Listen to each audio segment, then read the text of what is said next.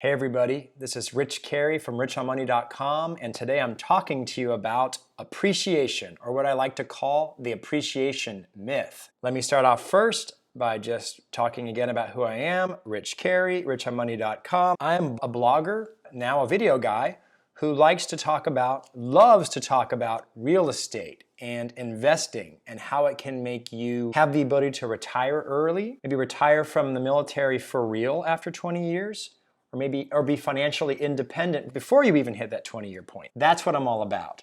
It's important, this is for anybody in real estate. You don't need to be military for this to apply to you. The appreciation myth is real and it's a big deal because everybody misunderstands it. I want people to understand this so bad. What is the appreciation myth? Well, it's this. People talk about, oh my gosh, and this is a problem in the military. Dude, I just moved to Hawaii and I just bought a house and like a year later it went up $150,000. You gotta buy a house too, man. Everybody makes money. And I don't know why I'm doing this like surfer accent thing. Everybody makes money in Hawaii, man. You gotta buy a house, man. You're gonna make so much money. Everybody's heard a story like this. Maybe it's the same thing in San Diego. Dude, San Diego's awesome, man. You gotta buy a house here. Everything's always going up. You know, San Francisco, same, right?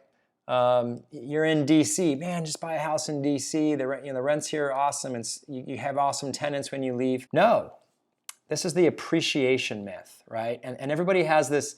There's a story of the guy that bought the house, and then it shot up in price, and he made a bunch of money, and now he's bragging about it, and now everybody thinks he's awesome at real estate. No, that is not the case. The appreciation myth is this. People misunderstand how appreciation works. It really is not any different in these high cost of living areas than it is anywhere else in the country, except that it's sometimes exaggerated over short periods of time in places like Hawaii or these boom places like Denver recently or Seattle, or name your hot button city, Austin, Texas, right? Dude, you can't lose in Austin, just buy. I can't do a Texas accent. I would love to try. Appreciation myth. Here's the deal.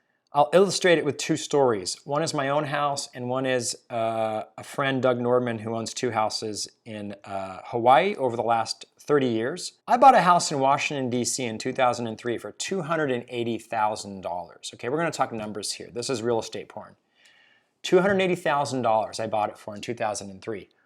Well, about a year and a half later, 2005, that house is worth $400,000. Whoa, this is my first house I ever bought, and I just made 42% in like a year and a half. At that rate, I will be a multi-millionaire by the time I retire, maybe a billionaire. I'm just gonna keep buying houses, and they're just gonna keep jumping up 42% a year, and I'll be caught up with Warren Buffett by the age of maybe 35. Well, guess what? That didn't happen. I sold that house in 2016. Bought it in 2003, jumped up to 42% by 2005. Sold it in 2016 for what price? $400,000. The same price that it was in 2005, okay? What does that mean? It means that even though it jumped up 42% in a year and a half, over the next 11 years, it didn't go anywhere. I mean, I think it went up and down. And I did the math. On average, that house made 2.7% a year. Let's think about it a different way.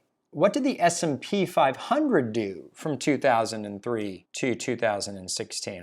I think it did about 120% instead of my 42%. If I would have just left my money in the market, I would have made, what, 3-4 times the money instead of investing how I did investing in real estate. And I'll tell you another thing about that townhouse.